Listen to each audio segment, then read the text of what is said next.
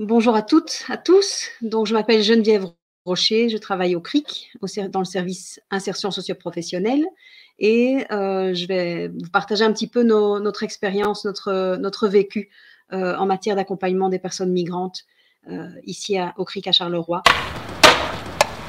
Nos missions, elles sont de deux types. C'est vraiment, d'une part, de soutenir l'émancipation socio-professionnelle de nos publics dans leur vie active, que ce soit dans le cadre de la formation, de l'emploi, du travail, de l'auto-emploi ou de manière plus générale dans une vie active. Et d'autre part, c'est de détecter, de lever tous les freins qui peuvent entraver leur émancipation sur le sol belge. Les freins peuvent être de différents ordres. Euh, on parle du français langue étrangère quand le français n'est pas encore acquis. Il y a les freins de garde d'enfants parfois qui posent problème. Il y a la mobilité qui peut freiner aussi l'émancipation. Les aspects numériques, l'autonomie numérique. Il y a tout ce qui concerne les codes culturels dans l'environnement ici. Et donc, ça, c'est notre mission, c'est de les accompagner pour valoriser vraiment leur profil et les aider à avancer dans leur projet. Nous voulons vraiment soutenir l'émancipation socio-professionnelle de nos publics et on voit à quel point ces personnes sont parfois démunies alors que le potentiel est là, il est riche, il est énorme et c'est parfois une question d'être au bon moment, au bon endroit, d'avoir des bonnes connexions et donc on est là vraiment pour les orienter dans la meilleure voie possible pour qu'ils réalisent leurs projets. Au niveau de notre approche, on a diverses stratégies. On essaye en tout cas d'être créatif et d'être véritablement au service de nos publics. Ça passe par quoi? Ça passe par un travail d'accompagnement, insertion socio-professionnelle que je qualifierais de classique, avec tout ce qu'on peut imaginer, les outils de communication professionnelle, la détection d'annonces, d'offres d'emploi, etc., les inscriptions dans les intérims. Donc, c'est un travail d'accompagnement classique, mais par rapport à la spécificité de nos publics, il nous semble toujours utile aussi de faire preuve de créativité et de partir parfois d'une page blanche et de dire, OK, avec un profil tel que celui-ci, quels sont vos objectifs, quelles sont les ressources que vous avez déjà et qu'est-ce qui vous manquerait pour avancer dans la bonne voie. Et donc là, parfois, il faut construire de toutes pièces. C'est vraiment un accompagnement sur mesure. Notre objectif, souvent, est de passer par une phase d'objectivation des profils, des qualifications, de l'expérience formelle ou informelle. Et il y a un travail extrêmement riche à chaque fois par rapport à cet aspect objectivation. Et ça va passer par parfois de l'équivalence de diplôme, parfois de l'accompagnement vers la validation des compétences ou la valorisation des acquis d'expérience. En tout cas, on essaye de profiter de tous les dispositifs qui sont à notre disposition. On essaye vraiment de soutenir cette objectivation pour permettre à ces publics de pouvoir rencontrer de manière plus confiante le monde du travail ici en Wallonie.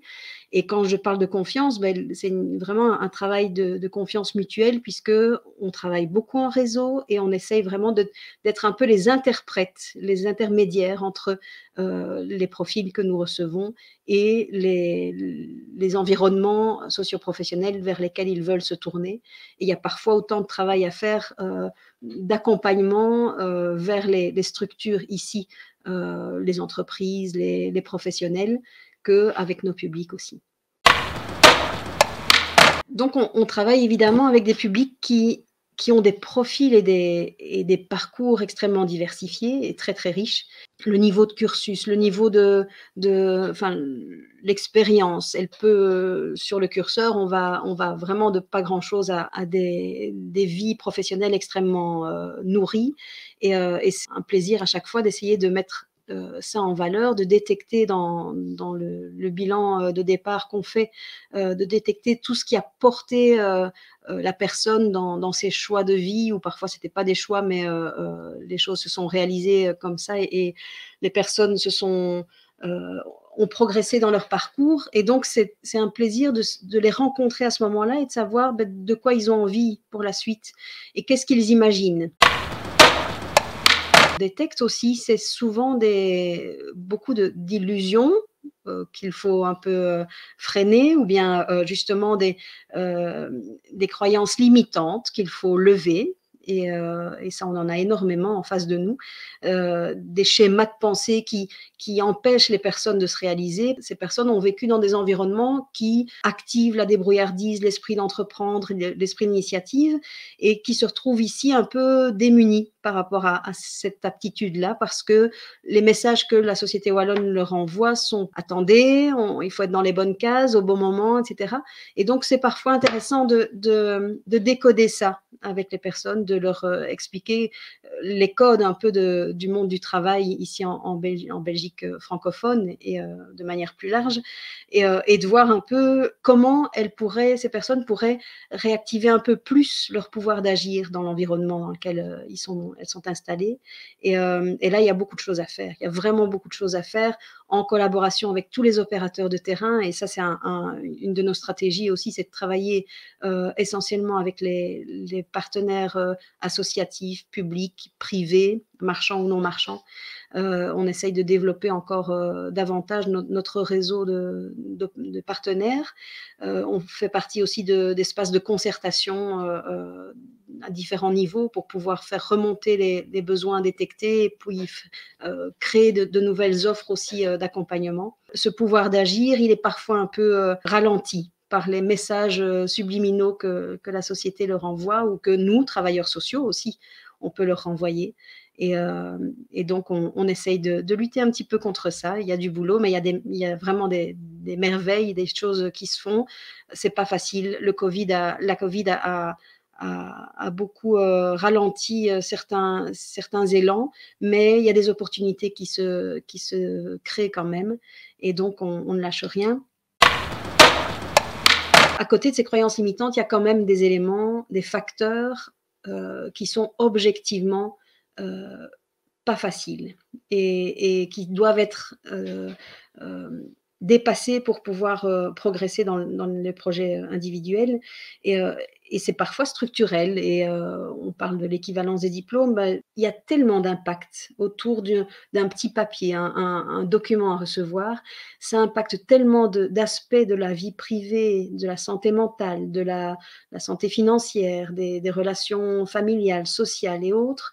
Et c'est parfois un enjeu de vie. Et on ne s'imagine pas à quel point ce petit papier d'équivalence peut soit incarner à lui seul l'identité de la personne, et on imagine à quel point ça doit être important pour une personne de pouvoir progresser et de savoir qui elle est, même si ça passe par un petit bout de papier pour clarifier son identité. Et parfois, c'est terrible parce que c'est un enjeu d'avenir. Les personnes sont parfois démunies parce que pas d'information, pas au bon moment, ou en tout cas on la capte pas, ou on l'intègre pas comme il faudrait, ou on a différents types d'informations. Il y a les aspects titres de séjour qui rentrent en ligne de compte dans notre travail ISP. Il y a tout ce que je disais, le relationnel, le social, le psychologique, la santé, l'économique et autres, qu'il faut qu'on intègre si on veut faire du bon travail. Donc, ça nous demande toujours un travail de décentration de nos propres pratiques, et on ne peut pas venir avec une approche clé en main.